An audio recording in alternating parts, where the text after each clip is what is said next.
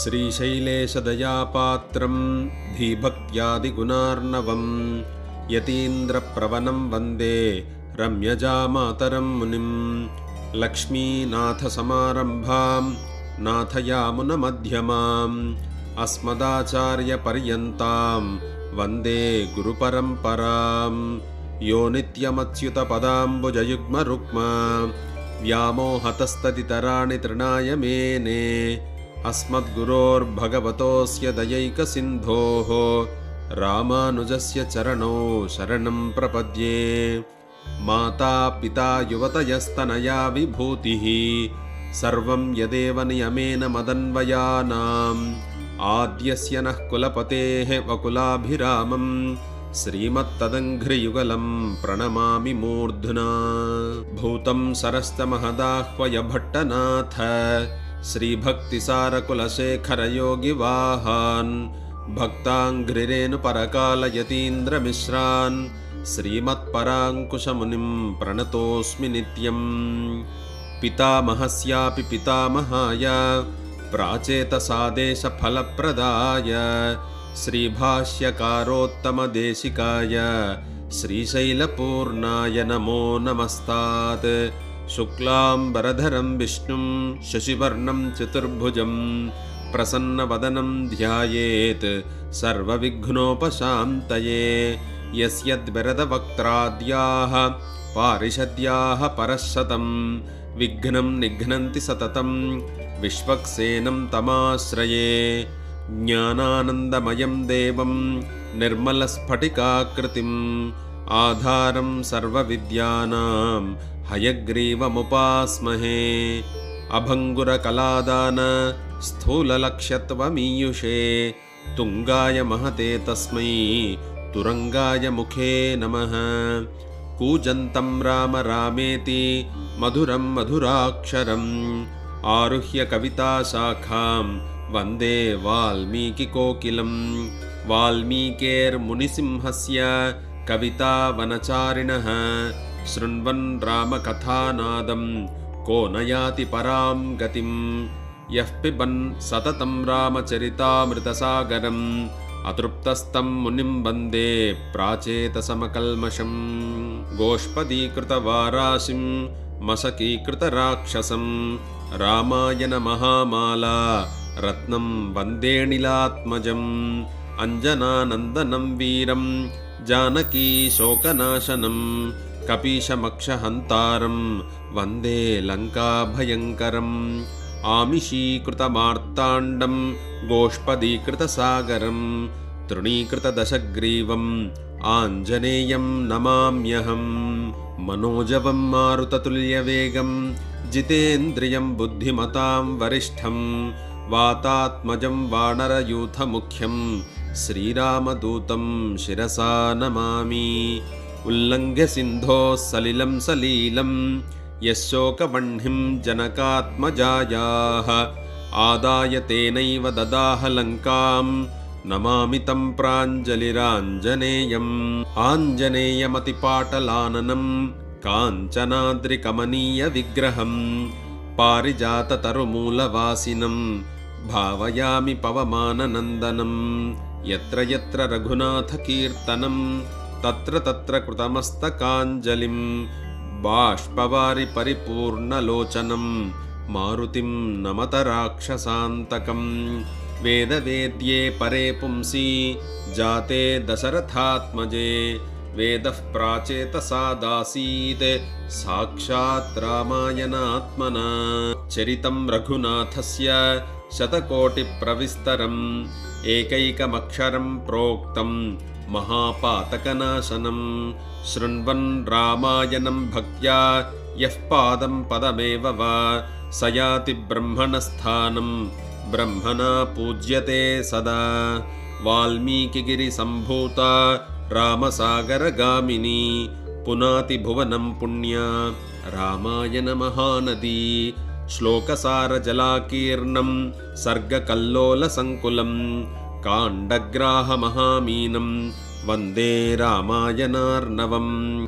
यः कर्णाञ्जलिसम्पुटैः अहरहः सम्यक् पिबत्यादरात् वाल्मीकेर्वदनारविन्दगलितं रामायणाख्यं मधु जन्मव्याधिजराविपत्तिमरणैः अत्यन्तसोपद्रवं संसारं सविहाय गच्छति पुमान् विष्णोः पदं शाश्वतम् तदुपगतसमासः सन्धियोगं सममधुरोपनतार्थवाक्यबद्धं रघुवरचरितं मुनिप्रणीतं दशशिरसश्च वधं निशामयध्वम् श्रीराघवं दशरथात्मजमप्रमेयं सीतापतिं रघुकुलान्वयरत्नदीपम् आजानुबाहुमरविन्ददलायताक्षं रामं निशाचरविनाशकरं नमामि वैदेही सहितं सुरद्रुमतले हैमे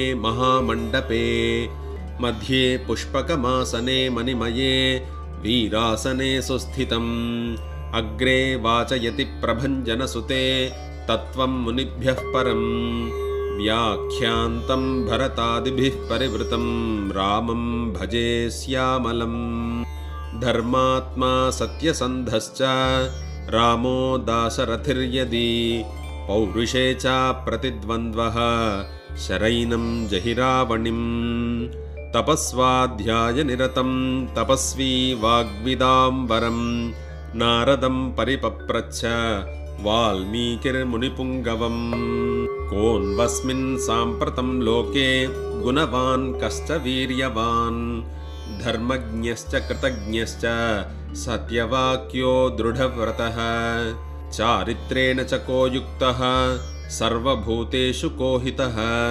विद्वान् कः समर्थश्च कश्चैकप्रियदर्शनः आत्मवान् को जितक्रोधो द्युतिमान् को न सूयकः कस्य बिभ्यति देवाश्च जातरोषस्य संयुगे एतदिच्छाम्यहं श्रोतुं परं कौतूहलं हि मे महर्षे त्वं समर्थोऽसि ज्ञातुमेवं विधं नरं श्रुत्वा चैतत्रिलोकज्ञो वाल्मीकेर्नारदो वचः श्रूयतामिति चामन्त्र्य प्रहृष्टो वाक्यमब्रवीत् बहवो दुर्लभाश्चैव ये त्वया कीर्तिता गुणाः मुने वक्ष्याम्यहं बुद्ध्वा तैर्युक्तः श्रूयतां नरः इक्ष्वाकुवंशप्रभवो रामो नाम जनैः श्रुतः नियतात्मा महावीर्यो द्युतिमान् धृतिमान् वशी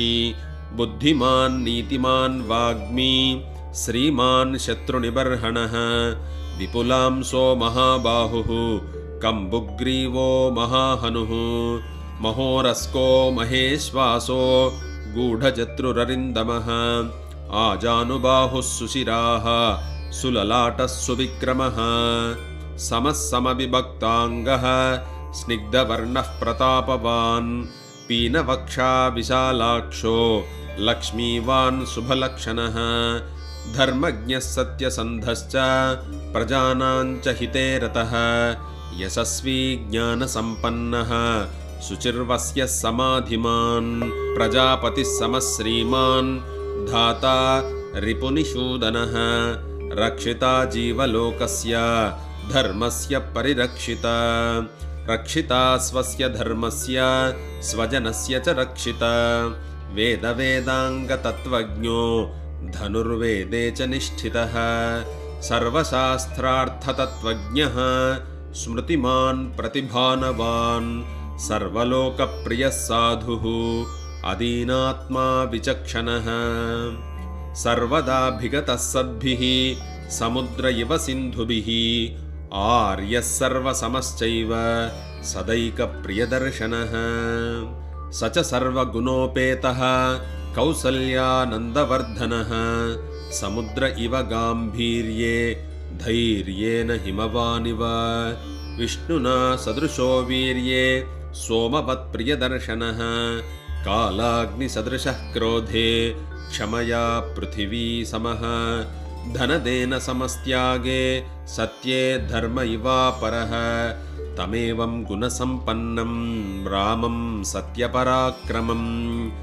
ज्येष्ठं श्रेष्ठगुणैर्युक्तं प्रियं दशरथः सुतं प्रकृतीनां हितैर्युक्तं प्रकृतिप्रियकाम्यया यौवराज्येन संयोक्तु ऐच्छत्प्रीत्या महीपतिः तस्याभिषेकसंभारान् दृष्ट्वा भार्याथ कैकयी पूर्वं दत्तवरा देवी वरमेन मयाचत विवासनं च रामस्य भरतस्याभिषेचनम् सतस्य वचनाच्चैव धर्मपाशेन संयतः विवासयामास सुतं रामं दशरथः प्रियं स जगामवनं वीरः प्रतिज्ञामनुपालयन् पितुर्वचननिर्देशात् कैकेय्याः प्रियकारणात् तं व्रजन्तं प्रियो भ्राता लक्ष्मणोऽनुजगामः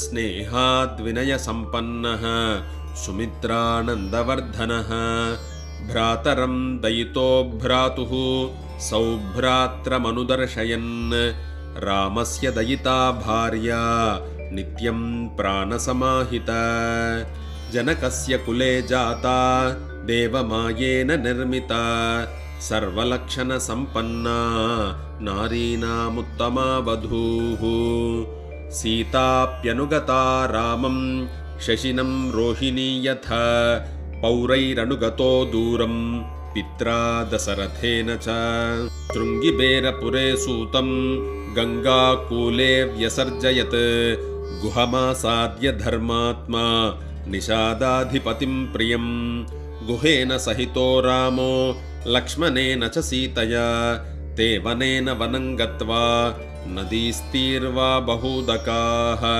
चित्रकूटमनुप्राप्य भरद्वाजस्य शासनात् रम्यमावसथं कृत्वा रममाणा वने त्रयः देवगन्धर्वसङ्काशाः तत्र ते न्यवसन् सुखं चित्रकूटं गते रामे पुत्रशोकातुरस्तदा राजा दशरथः स्वर्गं जगाम विलपन् सुतं मृते तु तस्मिन् भरतो वसिष्ठप्रमुखैर्द्विजैः नियुज्यमानो राज्याय नैच्छद्राज्यं महाबलः स जगाम वनं वीरो रामपादप्रसादकः गत्वा तु स महात्मानं रामं सत्यपराक्रमम् अयाचद्भ्रातरं रामम् आर्यभावपुरस्कृतः त्वमेव राजा धर्मज्ञ इति रामं वचोब्रवीत्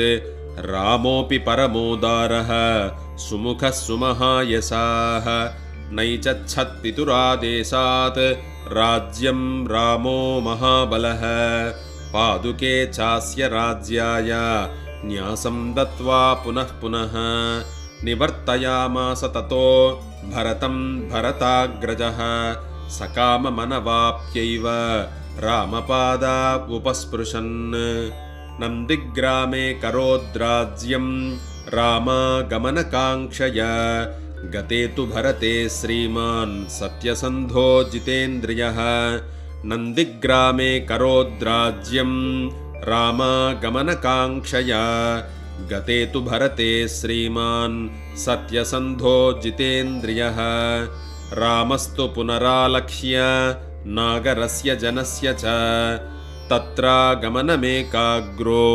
दण्डकान् प्रविवेशः प्रविश्यतु महारण्यं रामो राजीवलोचनः विराधं राक्षसं हत्वा शरभङ्गं ददर्शः सुतीक्ष्णं चाप्यगस्त्यं च अगस्त्यभ्रातरं तथा अगस्त्यवचनाच्चैव जग्राहैन्द्रं शरासनं खड्गं च परमप्रीतः तूनी चाक्षयसायकौ वसतस्तस्य रामस्य वने वनचरैः सह ऋषयोऽभ्यागमन् सर्वे वधायासुररक्षसां सतेषां प्रतिशुश्राव राक्षसानां तथा वने प्रतिज्ञातश्च रामेण वधः संयति रक्षसां ऋषीणामग्निकल्पानां दण्डकारण्यवासिनां तेन तत्रैव वसता जनस्थाननिवासिनी विरूपिता शूर्पणखा राक्षसी कामरूपिणी। ततः शूर्पणखा वाक्यात् उद्युक्तान् सर्वराक्षसान् खरं त्रिशिरसं चैव दूषणं चैव राक्षसं निजघानरणे रामः तेषां चैव पदानुगान् वने तस्मिन् निवसता जनस्थाननिवासिनां रक्षसां निहतान्यासन् सहस्राणि 14। ततो ज्ञातिवधं श्रुत्वा रावणः क्रोधमूर्च्छितः सहायं वरयामास मारीचं नाम राक्षसम् आर्यमानः सुबहुशो मारीचेन स रावणः न विरोधो बलवता क्षमो रावणतेन ते अनादृत्य तु तद्वाक्यं रावणः कालचोदितः जगाम सह मारीचः तस्याश्रमपदं तदा तेन माया विना दूरम् अपवाह्य नृपात्मजौ जहार भार्यां रामस्य गृध्रं हत्वा जटायुषं गृध्रं च निहतं दृष्ट्वा मृतां श्रुत्वा च मैथिलीं राघवः शोकसन्तप्तो विललापाकुलेन्द्रियः ततस्तेनैव शोकेन गृध्रं दग्ध्वा जटायुषं मार्गमानो वने सीतां राक्षसं सन्ददर्शः कबन्धं नाम रूपेण विकृतं घोरदर्शनं तन्निहत्य महाबाहुः ददाह स्वर्गतश्च सः स चास्य कथयामास शबरीं धर्मचारिणीं श्रमणीं धर्मनिपुणाम् अभिगच्छेति राघव सोऽभ्यगच्छन् महातेजाः शबरीं शत्रुसूदनः शबर्या पूजितः सम्यक् रामो दशरथात्मजः पम्पातीरे हनुमता सङ्गतो वानरेणः हनुमद्वचनाच्चैव सुग्रीवेन समागतः सुग्रीवाय च तत्सर्वं शंसद्रामो महाबलः आदितस्तद्यथावृत्तं सीतायाश्च विशेषतः सुग्रीवश्चापि तत्सर्वं श्रुत्वा रामस्य वानरः चकार सख्यं रामेण प्रीतश्चैवाग्निसाक्षिकं ततो वानरराजेन वैरानुकथनं प्रति रामाया वेदितं सर्वं प्रणया दुःखितेन च प्रतिज्ञातं च रामेण तथा वालिवधं प्रति वालिनश्च बलं तत्र कथयामास वानरः सुग्रीवः शङ्कितश्चासीत् नित्यं वीर्येण राघवे राघवप्रत्ययार्थं तु दुन्दुभेः कायमुत्तमं दर्शयामास सुग्रीवो महापर्वतसन्निभम् उत्स्मयित्वा महाबाहुः प्रेक्ष्यश्चास्ति महाबलः पादाङ्गुष्ठेन चिक्षेप सम्पूर्णं 10 योजनं बिभेद च पुनः सालान् सप्तैकेन महेशुना गिरिं रसातलं चैव जनयन् प्रत्ययं तदा ततः प्रीतमनास्तेन विस्पस्तः स महाकपिः किष्किन्धां रामसहितो जगाम च गुहां तदा ततो गर्जद्धरिवरः सुग्रीवो हेमपिङ्गळः तेन नादेन महता निर्जगाम हरीश्वरः अनुमान्य तदा तारां सुग्रीवेन समागतः निजघान च तत्रैनं शरेणैकेन राघवः ततः सुग्रीववचनात् हत्वा वालिनमाहवे सुग्रीवमेव तद्राज्ये राघवः प्रत्यपादयत् स च सर्वान् समानीय वानरान् वानरर्षभः दिशः प्रस्थापयामास दिदिक्षुर्जनकात्मजां ततो गृध्रस्य वचनात् सम्पातेर्हनुमान् बली 100 योजन विस्तीर्णं पुप्लुवे लवनार्णवम् तत्र लङ्कां समासाद्य पुरीं रावणपालितां ददर्श सीतां ध्यायन्तीं अशोकवनिकां गतां निवेदयित्वाभिज्ञानं प्रवृत्तिं च निवेद्य च समाश्वास्य च वैदेहीं मर्दयामास तोरणम् पञ्चसेनाग्रगान् हत्वा सप्तमन्त्रिसुतानपि शूरमक्षं च निष्पिष्य ग्रहणं समुपागमत् अस्त्रेणोन्मुक्तमात्मानं ज्ञात्वा पैतामहाद्वरात् मर्शयन् राक्षसान् वीरो यन्त्रिणस्तान् यदृच्छय ततो दग्ध्वा पुरीं लङ्कां ऋते सीतां च मैथिलीं रामाय प्रियमाख्यातुं पुनरायान् महाकपिः सोऽभिगम्यन् महात्मानं कृत्वा रामं प्रदक्षिणं न्यवेदयत् अमेयात्मा दृष्टा सीतेति तत्त्वतः ततः सुग्रीवसहितो गत्वा तीरं महोदधेः समुद्रं क्षोभयामास शरैरादित्यसन्निभैः दर्शयामास चात्मानं समुद्रसरितां पतिः समुद्रवचनाच्चैव नलं सेतुमकारयत् तेन गत्वा पुरीं लङ्कां हत्वा रावणमाहवे रामः सीतामनुप्राप्य परां व्रीडामुपागमत् तामुवाच ततो रामः परुषं जनसंसदि अमृष्यमाना सा सीता विवेशज्वलनं सती ततोऽग्निवचनात् सीतां ज्ञात्वा विगतकल्मषां बभौ रामः सम्प्रहृष्टः पूजितः सर्वदैवतैः कर्मणा तेन महता त्रैलोक्यं सचराचरं सदेवर्षिगणं तुष्टं राघवस्य महात्मनः अभिषिच्य च लङ्कायां राक्षसेन्द्रं विभीषणं कृतकृत्यस्तदा रामो विज्वरः प्रमुमोदः देवताभ्यो वरं प्राप्य समुत्थाप्य च वानरान् अयोध्यां प्रस्थितो रामः पुष्पकेन सुहृद्वृतः भरद्वाजाश्रमं गत्वा रामः सत्यपराक्रमः भरतस्यान्तिकं रामो हनुमन्तं यसर्जयत् पुनराख्यायिकां जल्पन् सुग्रीवसहितश्च सः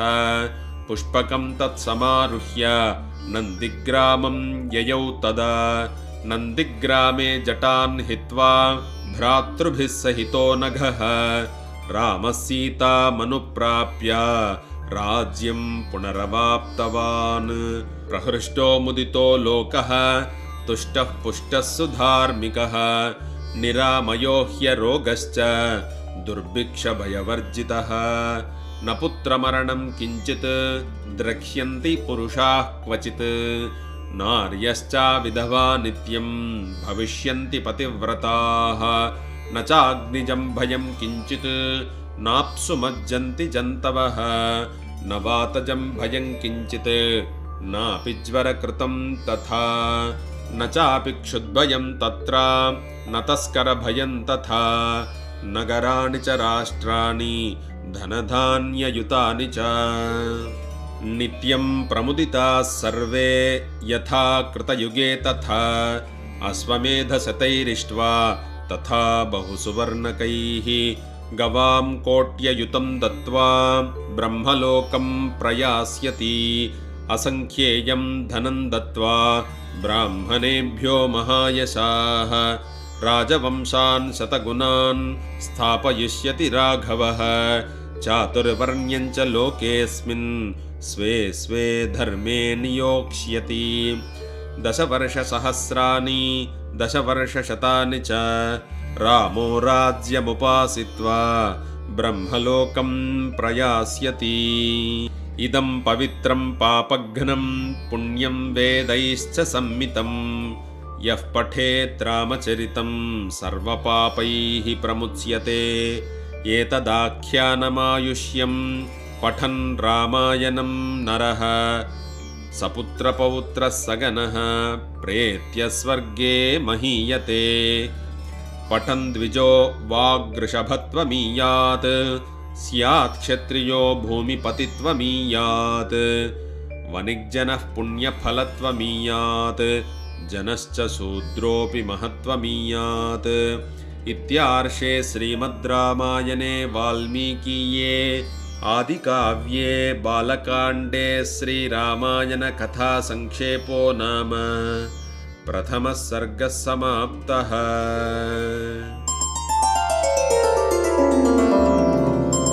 एवमेतत्पुरावृत्तम् आख्यानं भद्रमस्तु वः। प्रव्याहरत विस्रब्धं बलं विष्णोः प्रवर्धताम्। लाभस्तेषां जयस्तेषां कुतस्तेषां पराभवः। येषामिन्दीवरस्यामो हृदये सुप्रतिष्ठितः। काले वर्षतु पर्जन्यः पृथिवी सस्यशालिनी। देशोऽयं क्षोभरहितो ब्राह्मणाः सन्तु निर्भयाः। कावेरी वर्धतां काले काले वर्षतु वासवः। श्रीरङ्गनाथो जयतु श्रीरङ्गश्रीश्च वर्धताम्। स्वस्ति प्रजाभ्यः परिपालयन्तां न्याय्येन मार्गेण महीं महिषाः। गोब्राह्मणेभ्यः शुभमस्तु नित्यम्। लोकाः समस्ताः सुखिनो भवन्तु।